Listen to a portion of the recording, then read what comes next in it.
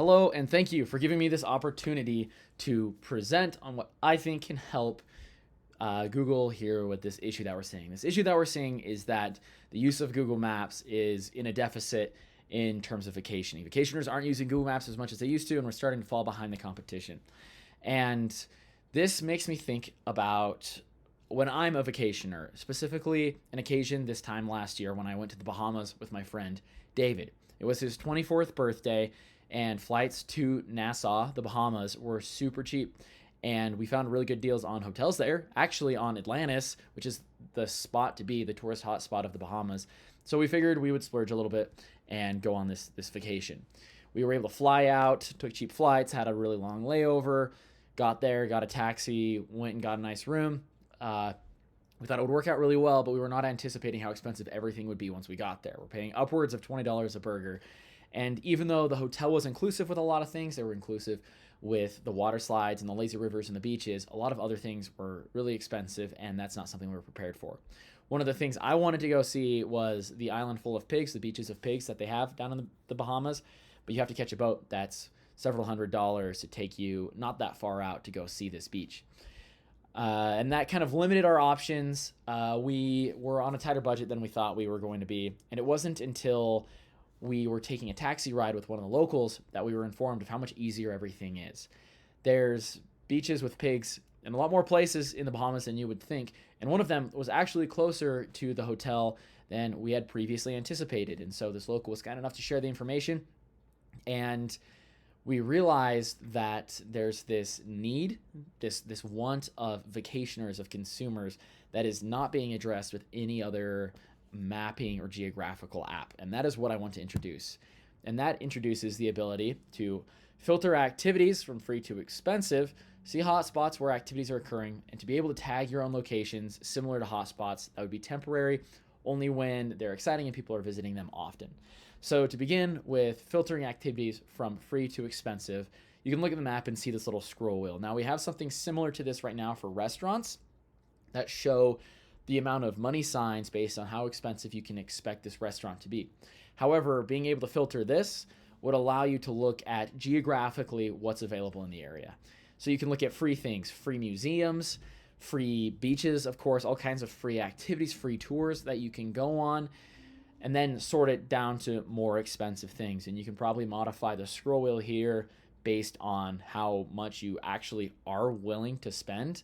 One of the issues we saw is that consumers and vacationers are looking for free things, but they go online and they look at all these different websites, and they have to do some seriously rigorous research just to figure out whether or not they have to pay anything to get out and perform this activity. So being able to scroll up to free and see, oh, there's a cool beach, or there's a cool hike or a walk, or you can rent this for free, or there's a free tour that happens twice a day. This gives us an opportunity to capture that part of the market. As well, we are able to allow kind of a community to form as we utilize hotspots indicating temporary in areas of interest. So as people gather in one location for whatever event may be occurring, it could be a concert, it could be a performance of any sort, these hotspots would indicate a lot of people there, and that would indicate a place of interest. Similar to how Google Maps works right now, if there's a detection of a lot of phones and very little movement on the freeway, Google Maps is able to use that as an algorithm and understand and inform others that their trip is going to be lengthened by 10, 15, 20 minutes because cars on this part of the freeway aren't moving that quick, or there's construction happening here, or there's a speed trap, different things like that. So if a lot of people are in one area on a beach or something like that, that can inform users of Google Maps that something is occurring here. There's something of interest. This is something you should go check out. Chances are it could be like a parade, it could be a performance, it could be like a really cool street performer, for example. And we'd have to utilize average volume here, and so you're not always having this big red dot in Times Square, for example. But there are things happening that are unique and fun that vacationers can participate in. As well, I would like to introduce the ability to tag your own locations, similar to hashtags, or if you find something really interesting, also potentially temporary, or something that the locals know about that they want to share with you, you can tag that. When I was doing my road trip after graduating high school, I lived in a van for over a month. And the most notable things that I was able to participate in were not things I paid for, but things that the locals took me to do. The number one that stands out to me right now is a skate park that was hidden in the wilderness. When our van broke down in Brookings, Oregon, we had to find ways to entertain ourselves, and we connected with a lot of the locals. The locals informed us that the skate park there didn't allow BMXs or bikes to ride around the skate park, and so these locals had to build a skate park of their own, and it was hidden out in the wilderness, and they took us, and it was totally authentic and legit. There were rails to grind on and ramps to jump off of and bowls and everything, and these people had built it.